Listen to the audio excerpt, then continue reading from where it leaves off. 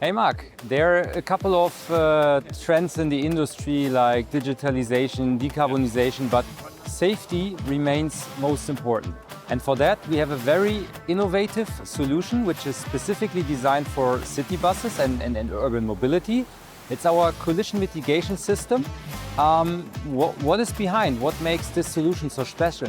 Yes, good question, Tim.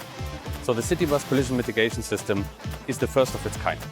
So it's really tailor-made for city bus applications, and it's using multiple technologies. Okay, so we have the advanced radar technology which is being used, we have advanced camera system that is being used, and we have the IPM, the image processing module, which is then fusing all the data and combining everything. But what really makes it so special is the braking cascade that we have implemented.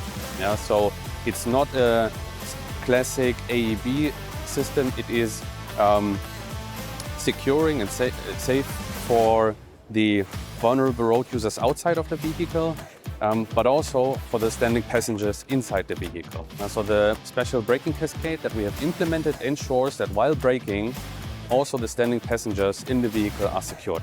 That's super special about the system.